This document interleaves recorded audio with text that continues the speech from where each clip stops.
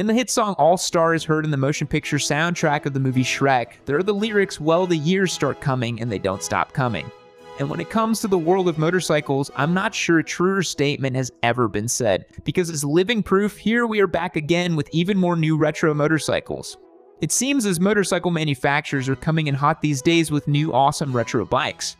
Let's get into it. The first new retro motorcycle on the list today is the Royal Enfield Super Meter 650. After years of Meter 350 stands blowing up the comments section about how great their bikes are, Royal Enfield got with the program and finally made the Meter in a grown-up size. Royal Enfield is so excited about this bike that despite my history of Royal Enfield trash talk, they shipped me out to India so I could get the full Super Meter 650 experience.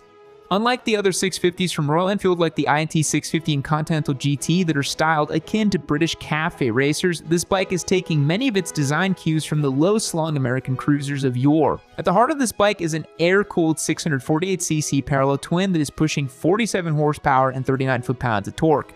And for the sport bike Chad, that doesn't sound like much.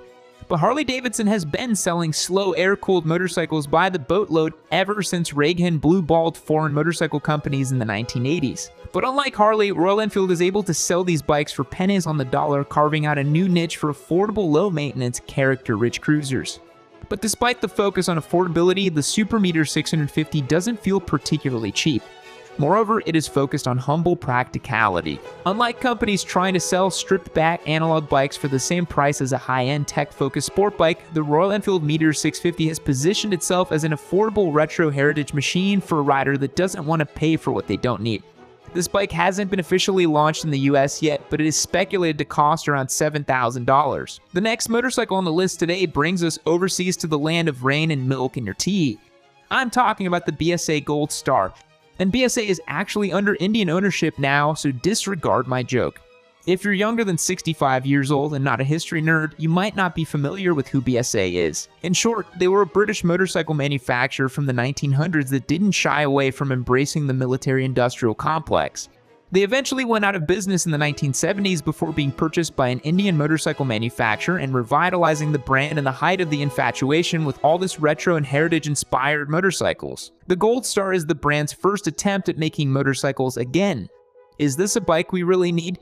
I'm not really sure. But let's check it out a little further. The Gold Star is styled after its British heritage with a design clearly influenced by classic British roadsters. It is powered by a liquid-cooled 652cc single-cylinder engine that is making a claimed 45 horsepower and 40 foot-pounds of torque. It is interesting to see a British-styled roadster like this using a single-cylinder engine compared to a twin. That in addition to the BSA logo on the side could be a motivating factor for the rider who wants an oddball retro bike that is different than your standard Triumph or Royal Enfield. The suspension is non-adjustable except for preload in the rear, but the Brembo brakes and Pirelli tires do bring a bit of a premium feel to the overall package. The BSA Gold Star pricing hasn't been announced for the US yet, but is currently slated at about 6,500 pounds sterling in the UK. Alright, I think it's time we brought it back to the good old USA for some real retro bikes. The next bike on the list is the Harley-Davidson Nightster Special. Harley-Davidson practically wrote the book on retro. But now they're making modern motorcycles that emulate the retro style they're known for. It is kind of a snake eating its own tail scenario. But anyway, they released the new Nightster a few years back, and while it was a step in the right direction for a modern liquid-cooled engine, it seemed to fall short in the amount of features you got for the price. The Nightster Special tries to alleviate that by bringing some new tech to the platform. The Nightster Special still uses the same engine and chassis as the base Nightster, including the Rev Max 975cc engine that makes 90 horsepower and 70 foot-pounds of torque. It features Showa forks in front and dual shocks in the rear to retain the old-school Sportster look. What sets the Nightster Special apart, aside from the kind of cool AMF-era colorways, logos, and new wheels, is the inclusion of a 4-inch TFT display that features Bluetooth connectivity and navigation, advanced vehicle information readout, and cruise control. The Nightster Special is by no means an inexpensive bike, coming in at 15 grand.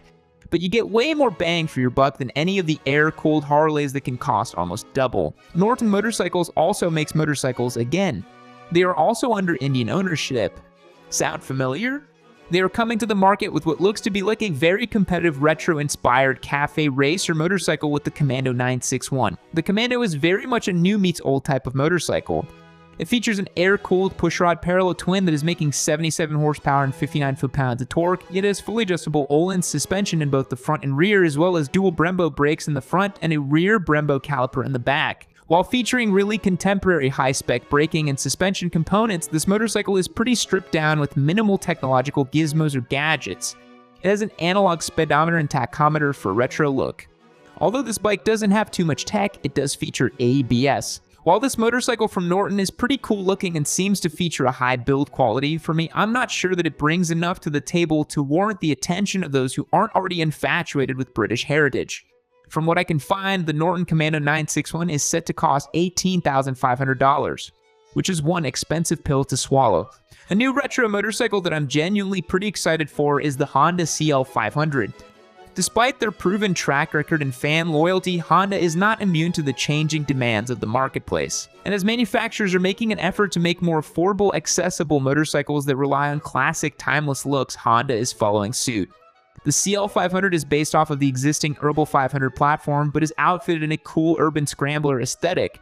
The CL500 uses the same 471cc twin plug from the Urban 500 and CBR 500 and making 46 horsepower and 32 foot-pounds of torque, which is kind of the Goldilocks zone for an ideal beginner motorcycle. This bike has been modified from the Urban to make use of different engine mapping and a larger rear sprocket to improve acceleration. The CL500 is a pretty sharp-looking motorcycle. You can see parts of the Urban design underneath the Scrambler outfit, but it really does look like its own motorcycle with a distinct design. It has a wide and flat handlebar, a long Scrambler style seat, and an upswept exhaust system. It has a 31-inch seat height and 432-pound wet weight, which also contribute to its approachability for beginner riders. The CL500 hasn't been officially launched in the US yet, which seems to be the trend of the day, but it is rumored to fall just shy of $7,500. Indian motorcycles are no strangers to embracing motorcycling heritage as a crucial part of their brand. And while they have muscle-bound cruisers or big beefy baggers, they have also capitalized on a more niche part of the motorcycle subculture in the form of the Indian FDR. The FDR is a motorcycle that is inspired by the flat-track racing bikes of history. Since this motorcycle's inception, there have been various iterations of the bike that make it more specialized for certain functions. For instance, opting for 17-inch wheels with traditional sport bike tires instead of the odd wheel and tire combo that originally came on the FDR, which while maybe more authentic, proved a bit awkward on the pavement. Then Indian debuted the FDR Rally trim, which leaned into off-road use as a scrambler. And now for 2023, they have the FDR Sport, which has replaced the previous FDRS. The FDR Sport is powered by the same 12.3cc V-twin that pushes around 120 horsepower that you can find in the other FDR models. But some features that set the FDR Sport apart from the other bikes in the lineup are the new rear seat cowl, small headlight fairing, and most notably the 4-inch TFT dash and tech package. The Indian FDR Sport comes with a full suite of electronics including ride modes and rider aids such as wheelie control, cornering ABS, and traction control.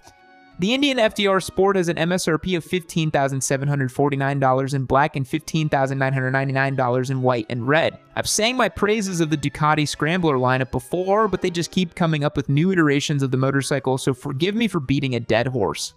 New for this model year is the Ducati Scrambler FullThrottle. This motorcycle expands on the existing 800cc L twin platform whilst managing to be one of the most exciting versions of the motorcycle to date. Ducati leaned a lot harder into the off-road flat track style ethos on the Scrambler FullThrottle. The FullThrottle features a lower handlebar for a more aggressive riding position as well as a flatter seat to more easily slide around during technical maneuvering. The FullThrottle has also managed to be almost 9 pounds lighter than the Icon model thanks in part to a new exhaust system and redesigned frame with a separate subframe. This motorcycle uses a road-legal Termignoni exhaust system which gives it an exhaust character that sounds a bit more aftermarket from the factory. The Scrambler FullThrottle also comes with the new tech package you'll find on the Scrambler line, which includes a TFT dash cornering ABS and adjustable traction control. Plus, the new edition of the Scrambler comes with an up and down quick shifter.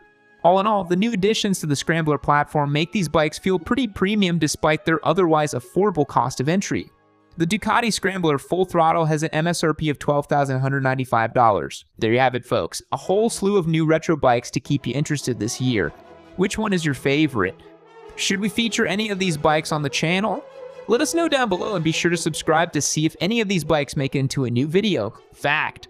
The figure in Munch's painting the Scream is not screaming, but is in fact reacting to hearing the scream. Goodbye.